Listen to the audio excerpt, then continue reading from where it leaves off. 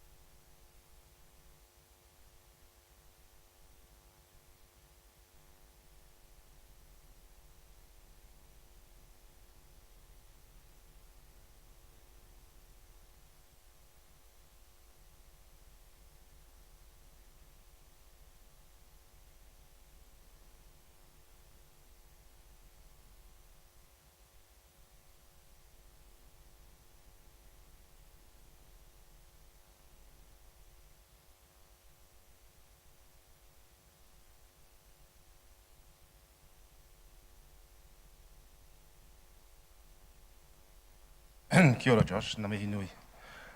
I'm going to call for apologies, but I don't believe there are any. We've got Councillor Kitty zooming in from outside of chambers. Acceptance of late items, there are none. Confidential business to be transferred into the open, there is none. I don't believe there's a change to the order of business. Declarations of conflict of interest. Councillor Robson. I'd like to raise two issues that have been raised with me in the last 24 hours. One is the obvious conflict that every elected member has in the current situation with regard to the options in front of us and the fact that we're all in receipt of over $100,000 a year in income. So speaking to that, I acknowledge the appearance, but speaking for myself personally, there is no conflict. I am fortunately in a situation where that number is irrelevant to my decision making, speaking for myself. That's the first issue I'd like on record, just addressing an issue that's been raised with me in the last 24 hours. Another issue that's been raised with me is affiliations of people around the table that may or may not be declared in the Register of Interests. And I understand the Mayor is a member of a brotherhood. I'm in receipt of information that says the Mayor is a member of some brotherhood. I haven't seen that declared in his Register of Interests. I'm just seeking confirmation that there is no conflict between his membership of this organisation, whoever it is, and what we have in front of us today. Explain to me what the brotherhood is. I can confirm or deny. Thank you, Your Worship. In the words of yourself in the text, I have no idea what the brotherhood is, but you do claim membership of a brotherhood in the text that I have been sent. It's for you to clarify, I believe. I have no knowledge. If you're talking about the military, which I suspect you are, I don't know. I have no conflict. Thank you.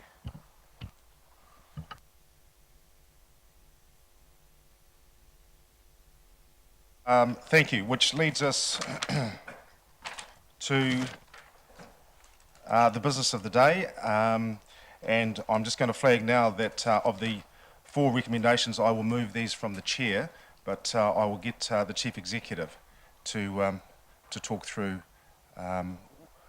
the issues as you have them before you. Thank you, Marty. Your Worship, Councillors, it's my intention to summarise the report. So recent events involving elected members have attracted the attention of the Department of Internal Affairs and of Local Government, the Minister of Local Government. The effect of these events has undermined the trust and confidence of the Minister and community in Council to meet its expectations and perform its functions. in order to advise the Minister pursuant to Part 10 of the Local Government Act. The DIA wrote to me on the 13th of August seeking 4 things. Firstly, an independent evaluation of the current standard of governance performance by elected representatives against the expectations set out in the Council's Code of Conduct, particularly Section 5 in relation to relationships and Section 6 relating to media and social media. Secondly, a summary of the key issues the elected representatives agree are impacting on Council's performance. Thirdly, a clear plan on how the Council will address the issues, including a timeline and framework for how success will be measured. And finally, a summary of the key decisions that the Council will need to make through to June 30th, 2021 to deliver the long-term plan and smart growth objectives. The DIA have requested that I respond by end of business today. In discussion with the officials and consideration of Section 258 of the Act, a number of options are available for the Crown to intervene, namely the appointment of a Crown review team, a Crown observer, a Crown manager, or commission. In saying this, the Crown have made it clear that it expects Council to sort its own business out, and that Crown intervention is seen as a last resort. Accordingly, 3 options have been considered and are detailed in this report. The first being to take no deliberative action. The second is to request the Minister to intervene in accordance with the Act and in accordance with her powers. The third and recommended option is for Council to initiate a process by resolution and to appoint a review and observer team itself. The team would, subject to the terms of reference, carry out the function and act in a manner aligned to the provisions of Section 258 and 25B of the Local Government Act, which relate to Crown review teams and Crown observers. Very happy to answer any questions. Thank you, Marty. Are there any questions? Councillor Robson. For clarification, just to lighten the mood a little, I notice in the tradition of Tauranga City Council, where we created a Finance, Audit and Risk Committee, which is colloquially known as FARC, F-A-R-C, we now have a review and observer team, which is ROT. You can take what you like from that. The review aspect of that team suggests that it will look back at why we are where we are today. Is that an accurate assumption for the public to make or the elected members to make? Well, that'll be defined in the terms of reference, but review could be simply understanding the issues as they exist today, but that's something that Council will need to determine. Thank you. Councillor Morris. Thank you, Mayor. To you, Mr Chief Executive. In terms of the terms of reference, obviously still to be determined, but would it be possible for the review and observer team to be present in all informal interactions between Mayor and councillors? And that's my first question. And the second question being, how quickly will the team be able to inform the Minister of anything that they deem to be improper? And thirdly, what are the Minister's options from there? How quickly could the Minister intervene? In response to your first question, yes, we could detail in the terms of reference that the observer or observers and review team could be present at all interactions. Secondly, the terms of reference could also enable the team to liaise and communicate with the Department of Internal Affairs and via that department, the Minister, at any time that they deemed appropriate. And lastly, it would be up to the Minister how quick she would act depending on the circumstances.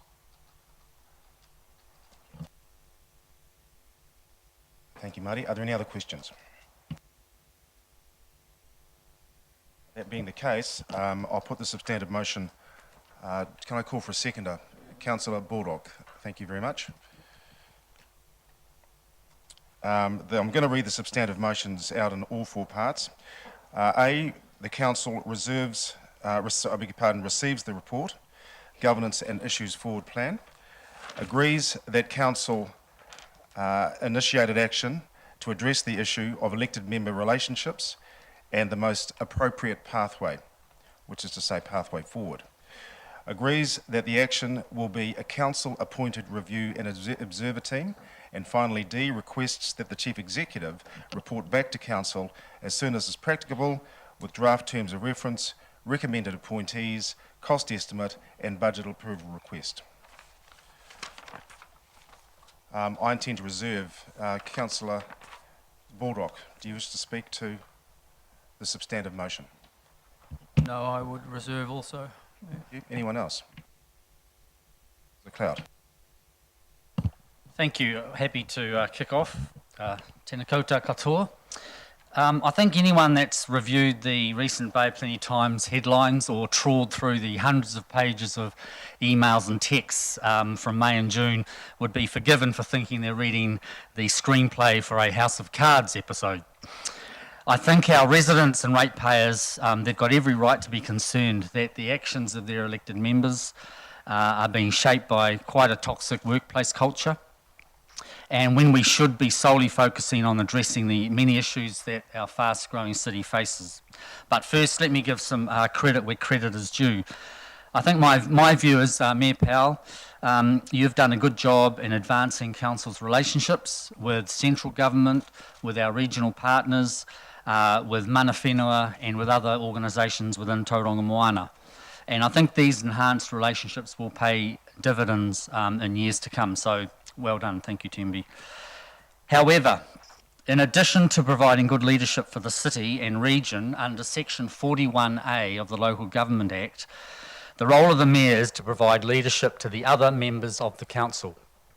And it is in this role that I believe he has failed.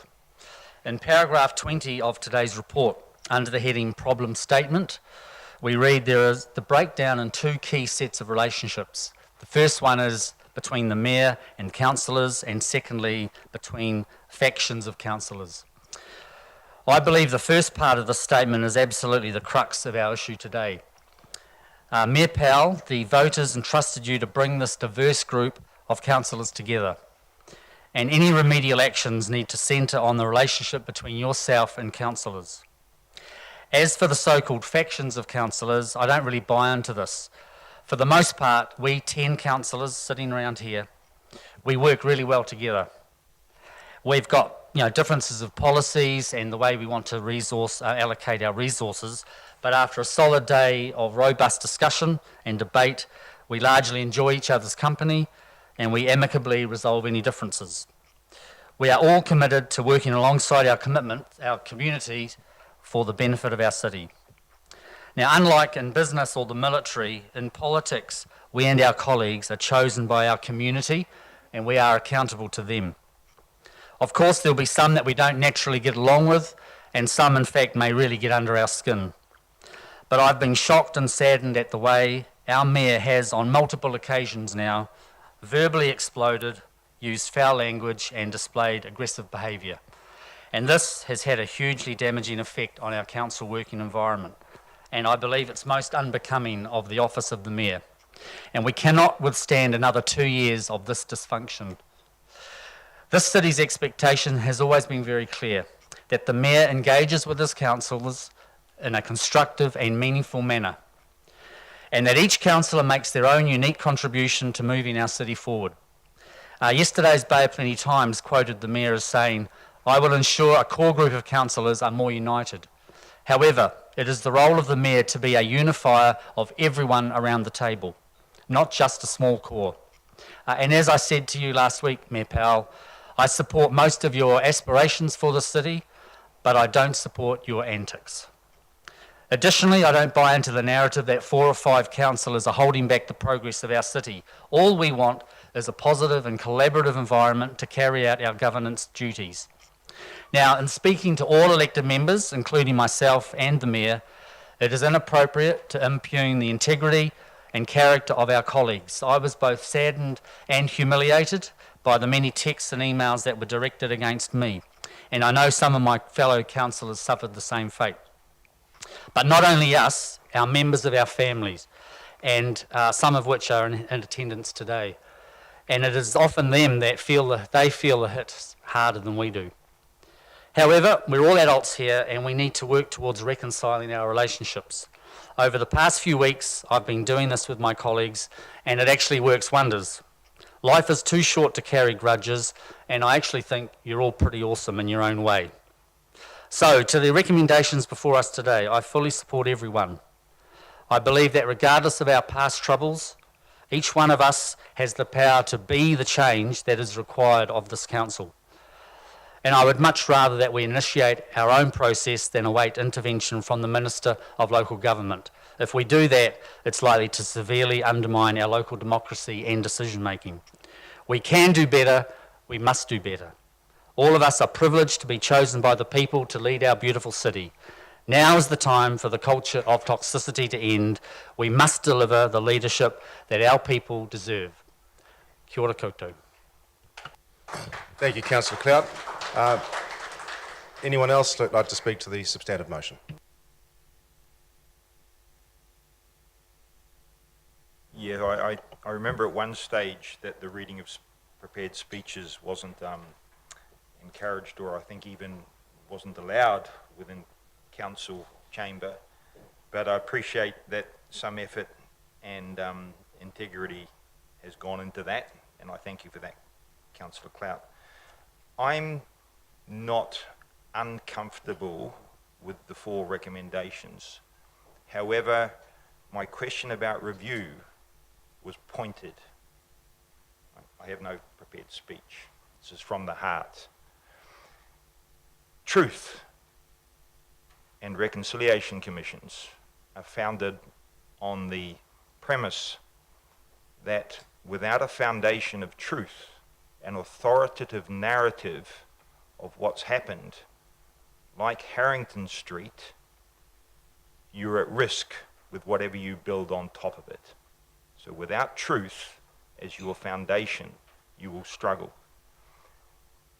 The issue for me lies not with the recommendations today, but with the terms of reference of this group, whoever they might be.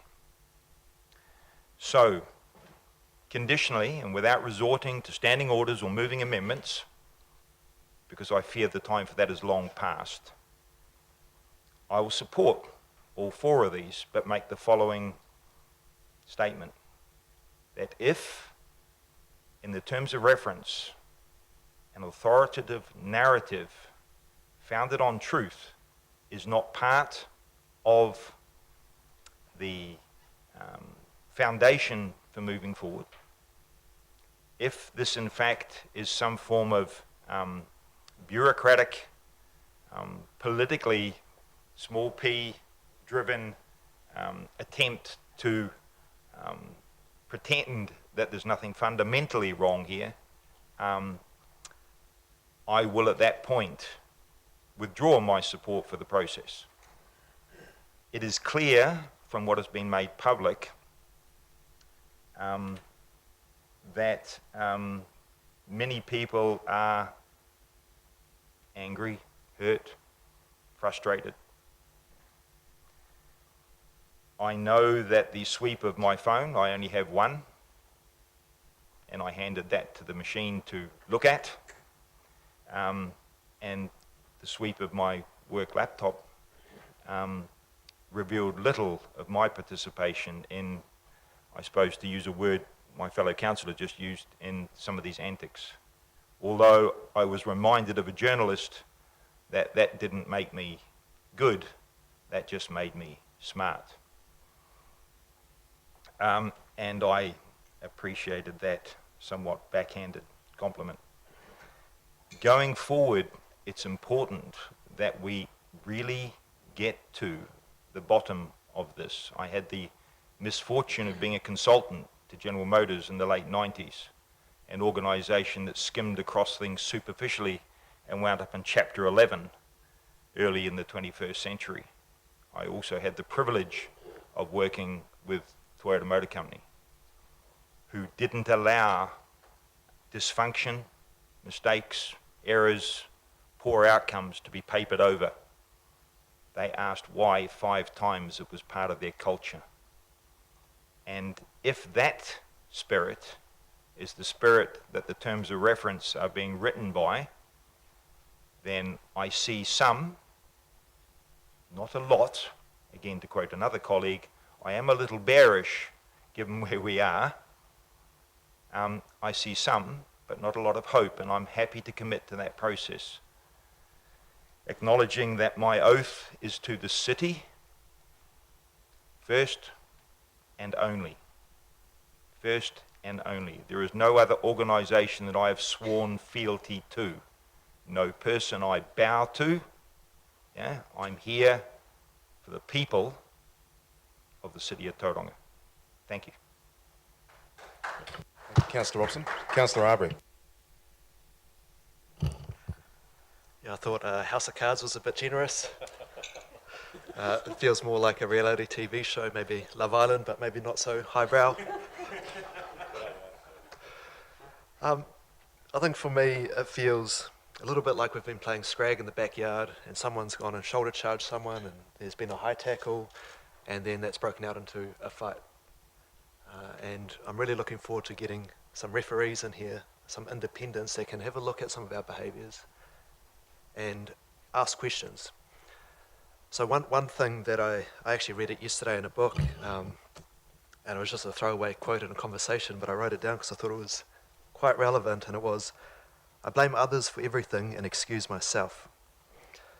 So we're all on this board, right? We're all part of trying to form this culture. And it makes it really difficult when colleagues record you without asking your permission or letting you know about that. It makes it difficult when you have a colleague who loses their temper and yells and swears. It makes it difficult when colleagues say one thing to your face and then behind your back send malicious texts and Facebook posts. But we're all in this. I don't think it's fair to blame one person for our collective failings. And I don't think you can go, well, look, those 7 or 8, they're rotten, but I'm okay. You know, if you've got a fish that rots from the head, so to speak, that was a quote I saw recently, but it's also got rot in the gills and rot in some of the fins, but it's got a good tail. You know, that's a pretty rotten fish. So I think things need to change. We're supposed to oversee $500 million worth of expenditure per year. We're supposed to be city leaders, and at the moment we're not doing that. So personally, I really welcome the opportunity to get some independent umpires in, and they can hold up a mirror to each of us, and hopefully we take notice of our part in all this, and something has to change. So I'm really hoping this process will drive some of that change, and if not, then there needs to be consequences for our behaviour. Councillor Arbery. Anyone else? Councillor Hughes. Just like to, I agree also with the 4 recommendations. I wanted to go just now after Yaku because I just think that what he said there was bang on, and I couldn't have said it better. I think we've all got to step up into the place that we're meant to be. I'm feeling really confident with the organisation, and I'm also feeling really confident with the decisions we've been making when we're in this council chamber. It's the things that have been going on behind that we all need to look at together, and I'm really looking forward to professional, independent support to come and sort that part of it out so that we can get on with the job. Thank you, Councillor Hughes. Anyone else?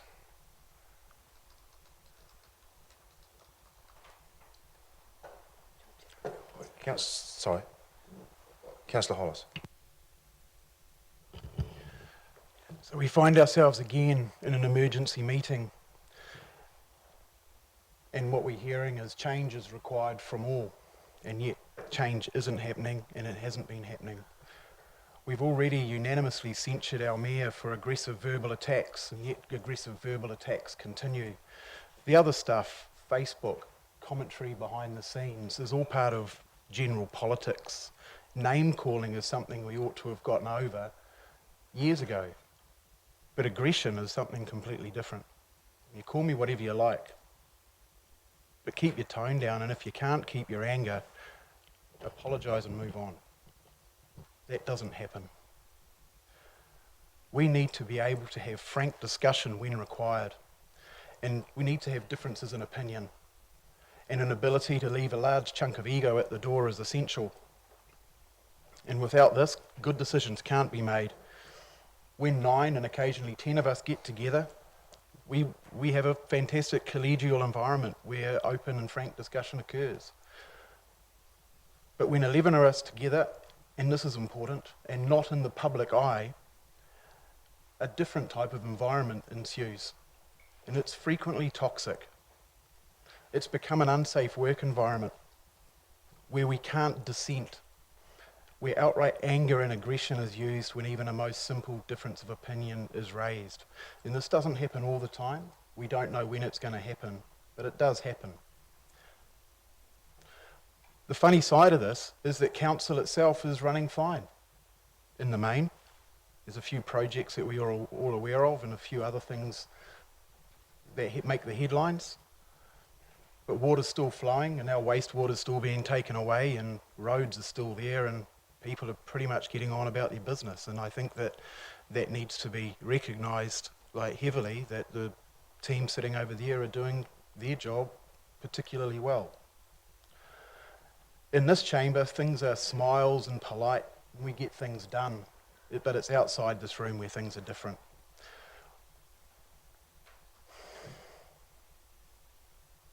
I don't know whether an observer will help this, or whether it will be just like having another public eye for a while, and then after the observer leaves with a glowing report, we'll just go back to what we had. And that is one of my concerns, is that habits may not change. There may not be changes in style. It may just be that when the public's watching, everything will seem fine and dandy, and that concerns me. I think there is an elephant in this room. I don't think we're addressing that. I think that the observers won't address that. However, I will support this because in the circumstances, I don't see any other option. I don't think there is another way forward at the moment. Thank you. Anyone else? Councillor Kitty, I'm conscious that you're on the Zoom call. Yes, can you hear me? Yes, we can. Great. So thank you, everyone. First of all, just to clear, and thank you for the messages of why I'm not there today. Just to put everything into perspective, my first and foremost alliance is with my family. I've had a trip booked. I can tell you exactly where I am. I'm down in Wellington with my daughter at what's meant to be the Victoria University Open Day. Sadly, this has been cancelled, but I could not cancel this trip with my daughter, and the emergency meeting came up 2 days ago. So I am pleased to be here on Skype. I'm honoured, completely honoured, to be a representative of the Mount and Papamoa. And between the Ward Councillor, Steve Morris, and myself, I think we also collectively have achieved many exciting things, okay, as well as agreeing and disagreeing on many different angles. Good leadership requires you to surround yourself with people of diverse perspectives who can disagree with you without the fear of retaliation. That is a quote that I have said time and time again. We don't always agree here in the chambers, but we do get our perspective across. We do debate well, and we do hear each other's opinions. We live in an absolutely beautiful city. We have some amazing opportunities, and I think, again, collectively, we've achieved well to help get the base tracks fixed, to go through our annual plan. We have co-designed projects in the pipeline, and we have many other exciting things out there. We have all made mistakes. We have all admitted to those. We need to draw a line in the sand, actually, and move on, without the fear of retaliation if we disagree with what other people think. Okay, we do have a pandemic on our hands. We are in a place of financial uncertainty. We need to build trust and love back into our community without the fear that we have in certain areas of our workplace. We do not deserve and we do not need to be sworn at or yelled at. Okay, we are living in the 20th century.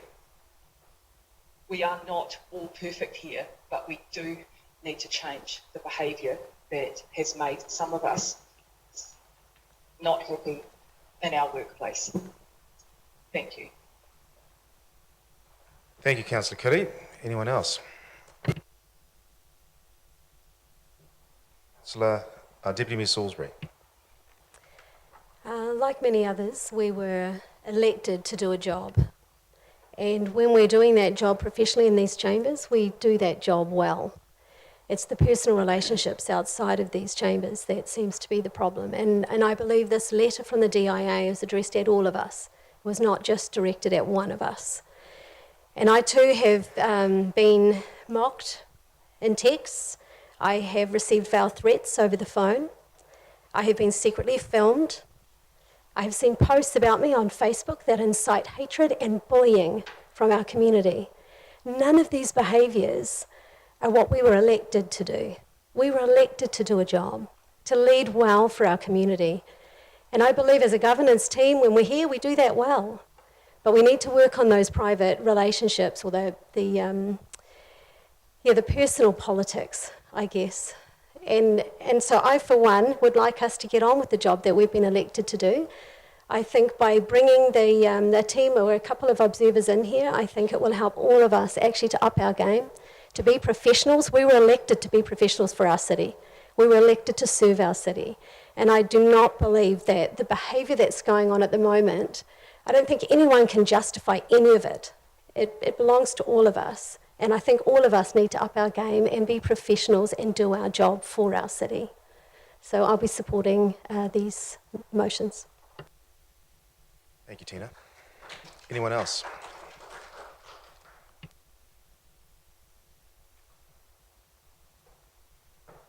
Councillor Baldock, as the seconder, did you want to speak to the motion? Only if everybody else has exercised their right to speak. I'll reserve.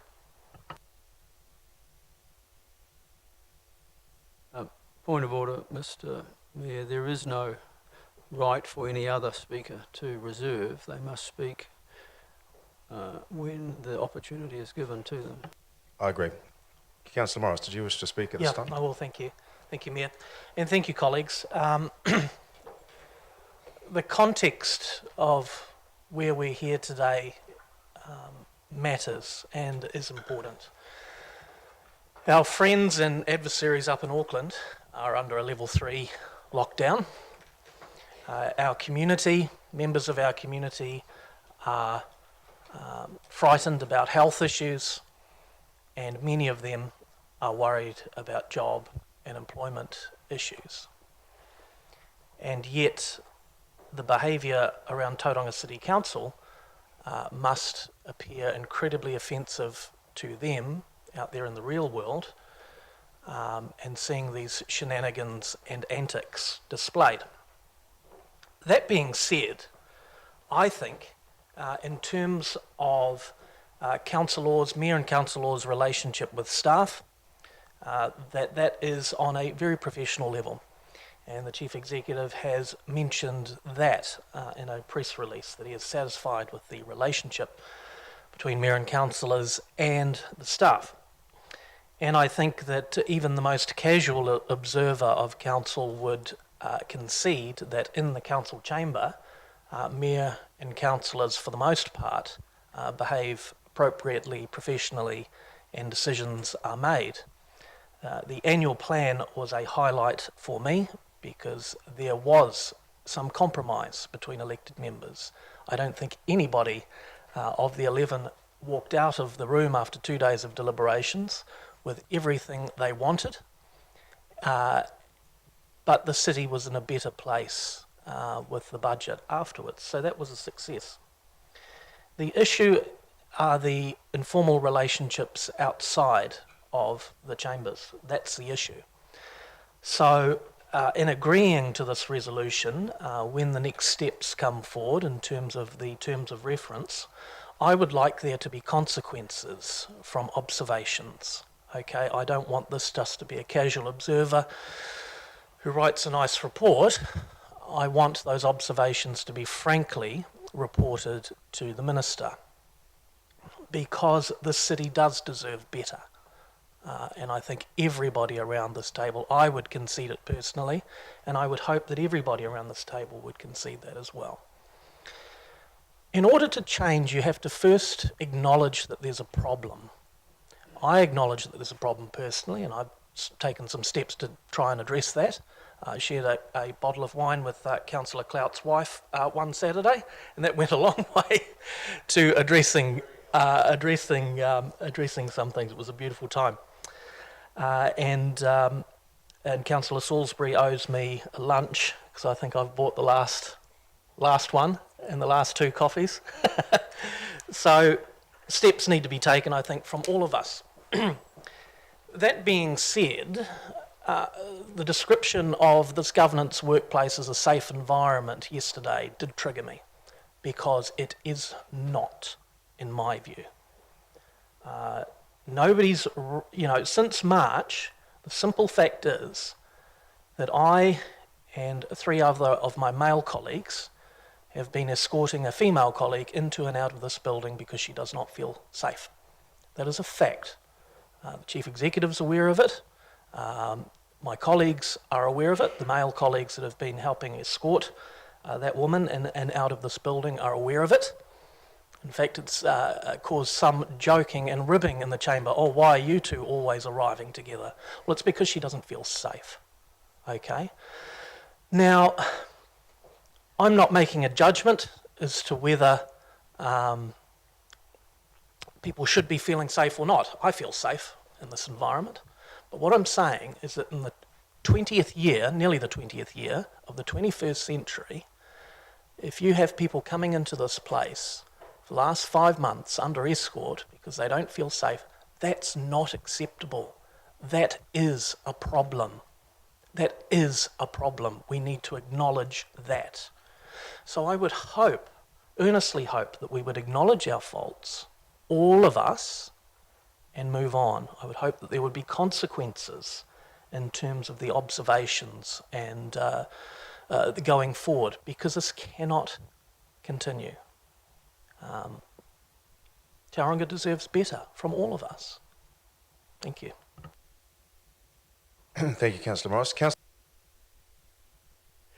As the saying goes, you leave the old till last, is that right? Look, I think a lot has been said. I'll just touch on a few words. This is my 5th term on council, and in my past history, I've never ever seen anything like this before, get to this level. There's personal dislikes, there's hates.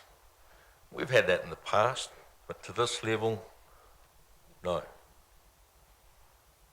I agree with this recommendation. We're going to move on. We've got to move on. But we can't unless we work as a team. And to me, I've stressed that a number of times. We have to work together as a team. We don't have to agree. It's a healthy council when we don't. But it has to be teamwork. And in doing so, you've got to give each other respect. Not only that, it's respect to the community as well. Tenby, we had a one-on-one meeting the other week. We had a beer afterwards, which was quite good. I did say to you, is there any last chance, the possibility for us to work together as a team? And the answer was no. The other question I asked is there any possibility to have a one-on-one relationship with those councillors that have a hatred for you? The answer was no. All I can say, and I do hope, Tenby, that when we go through this process that we're intending to go through, I do hope there is a change, because the thing is if you have issues, you've got to work them out together. And if you don't, it'll always be that way, that you won't work together. So I'm just hoping that we can, and we will. And again, this process, I think, is the best way to move. So I will support it. Thank you. Thank you, Bill. Larry. Thank you, Mayor Timby. If you'd mind restarting the clock. I don't want anyone jumping in and using their own watch. Yeah, I too have been the subject of some of those nasty texts and emails and of a plot to remove me from a position. And I can let all that go, but it has been out in the public. And like Bill has said, I've been around a while and have seen other councils with some pretty bad behaviour.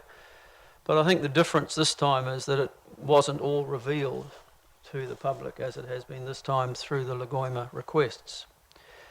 And I think we have to let the public make up their own minds about where fault may lie, who may be behaving badly when they view that material, because there's no point us going through it here ad infinitum. What I am encouraged by today is the front page of the paper. For the first time in many weeks, we have an endorsement on the pages of the paper indicating strong support for the Mayor, which he has not enjoyed internally for most of this term. And many of those leaders are here in the chamber with us today, and I thank them for coming, because they recognise the damage that's being done by all of that information being released and our behaviour outside this chamber not being acceptable. We can all work to improve, but so far we haven't seen much effort in that regard. I was really encouraged by people like Simon Bridges indicating his support and giving some advice, and I really wish the National Party great success with their peace pipe. If it was the Green Party suggesting a peace pipe, I may be wanting to find out what's in the pipe. But I trust the National Party will be working hard, because this country needs a strong opposition and an election where we have real choices. But the comparison with central and local government politics it has limits. It isn't the same. And I think Simon Bridges may be forgetting Jamie Lee Ross, the situation where the party could sack someone for bad behaviour and move on. The Mayor does not have that opportunity. He must continue on regardless. I think someone just said, you know, expecting someone to work with you when they have expressed publicly they want you to resign and have shown hatred for you is just not rational. There has to be all of us working together to show respect to all of us around this table and try and find ways of going forward. If we can't, there's nothing wrong with not socialising. There's nothing wrong with not getting together except in this chamber where we have the protection of standing orders and where if we are out of line, we'll be healed very quickly. I say in a national context of Parliament, any MP that stooped to the interview last night on News Talk ZB and tried to paint a picture of this council being a situation where you can't walk in here, a woman councillor can't walk in here without the protection of 4 males around her, would not survive very long in any party. Point of order, Your Worship, that statement was never made in this chamber. That woman councillor in question would require being surrounded by 4 males. That statement was never made in this chamber. I would ask the gentleman to apologise and withdraw that statement. Sorry, the statement was made earlier on by Councillor Morris. Point of order, that statement was not made. The statement was that myself and 3 other male colleagues have to coordinate amongst themselves to escort a female member of this council into this building because of the anger displayed by the Mayor. Thank you. I think Councillor Bordock is saying exactly that. Thank you. And that is not helping our situation, honestly. Perhaps they should have listened to what the interviewer at the time said. Lots of texts coming through saying, tell the councillors to toughen up and get a life. They are clearly too soft. If you can't stand the heat, get out of the kitchen. Look, I tend to actually agree, said Heather Duplessis-Allen. I tend to come down the side of that. We must stop this stuff. And it isn't stopping. It is continuing. We must lay it to rest. We must support this resolution. We must accept the help of some advisors to us from the DIA, and we must perform better and do what the leaders of the city are asking us to do, put the city first and not our personality struggles and challenges. Thank you, Mayor Tim. Thank you, Councillor Bullock. And councillors, thank you for your comments. Can I just say, firstly, as a reply, really, I just want to ensure the residents of Tauranga Moana that my clear and unequivocal focus is on serving the city as a progressive mayor. And I will do my utmost to ensure councillors are more united going forward. And I just want to thank the Māori and the executive team and the staff for all that they have done, notwithstanding the challenges that we have had as a council, because we have made some big decisions, and the city has moved forward positively, notwithstanding the issues that we've had. As elected members, we have all been appointed to serve our community, not ourselves. And as Simon Bridges was quoted in the paper this morning saying, it is time for a peace pipe, and it's time to do so for the sake of the city. Despite constant resistance from a number of elected members from the outset of this term, we have accomplished many things in a short time frame. The signing of the Smart Growth Partnerships and confirmation that government ministers will sit at the Smart Growth table is testimony to what can be achieved in short order through collaboration and professional relationships.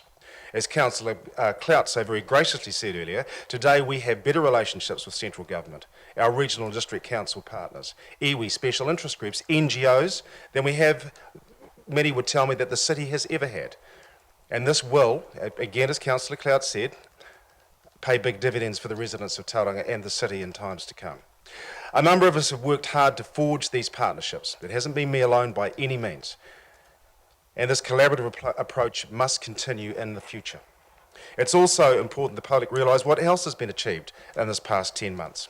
Just a few highlights: the reinstatement of the Moa base track that you're aware of at a fraction of the budgeted cost, 13%. Settlement on 11 Mission Street, the Elms. The establishment of Kāinga Tupu, the Mayoral Task Force on Homelessness, to deal with our homeless issues as opposed to passing an unenforceable begging bylaw. We are meeting with Minister Mahuta next week to discuss the Western Bay of Plenty's 4,000 homeless, and we are hopeful that we will attract government funding for that. We can be proud, all of us, that we established and agreed on Kāinga Tupu. Settlement on a workable 2021 budget, which will allow the city to keep moving and deliver continued rates cost reductions for more than 1/3 of our ratepayers. And as Councillor Bill Granger said, and as he said also, now in his 5th term, 13th year as a councillor, this is the best annual plan process that he's experienced. And also, of course, and you know, without going into the detail of this, as you've read many times, securing government funding for a range of projects. This work must continue. Every day I'm conscious of the fact that I was elected to lead change for the good of the city. There will always be those that challenge change, and some do so in an underhand way. I ask that to stop. In the spirit of smoking the peace pipe that Simon suggests we do in the near future, I ask that it stops immediately before we get to the pipe. We had in fact reached agreement on exactly this following the retreat at Lake Okataina, I can't remember the month now, and yet it was breached almost immediately. So I'm sad we've got to this point. Collectively, we are letting the residents down who have elected us to govern the city. And this has to change, and I totally accept my responsibility for having played a part in that. Disagreement is fine, as Andrew said. We don't have to agree, but we do have to respect each other's right to express views honestly. And, you know, some of the, I think Tina captured it really well, some of the off-the-ball play, as Jaco described it, is just unacceptable and reprehensible. And I think most importantly, and I think this is really key for me, once a decision has been made, we all of us have a collective responsibility to represent that in our public statements without undermining each other or this organisation. And I can honestly say that I have not been good at ignoring provocation. And some of you have certainly thrown provocation at me with monotonous regularity. This is something that I will be focusing on. I see the appointment of the Review and Observer team as a positive step. Their role will be to monitor and report the way we conduct ourselves and to report back to us and the government. This is a good move. I would expect them to call out bad behaviour regardless of where it comes from. If our conduct does not meet the expectations of the Code of Conduct or comply with the oaths we swore some 10 months ago, then we should be called out for doing it. It's time to move forward, and Bill, it's time to work together to enable Tauranga Moana to do so. And you have my commitment that I will do my best to enable that and to be more inclusive and polite. Thank you very much. Members, councillors, in that case, I will put the substantive motion to you. All those in favour, please say aye. Aye. Opposed? Against? Any abstentions? And carried. Dawn, take it you have not, you have, thank you. Bear with me 2 seconds. There are no discussions of late items. Thank you very much, everybody. Can I just thank members of the public staff for being here? Really appreciate the support you were showing the council today, and I think we recognise the fact that when I look in the room to see the busy and important people that are here, we are very grateful for your attendance today. And I declare the meeting closed. Thank you.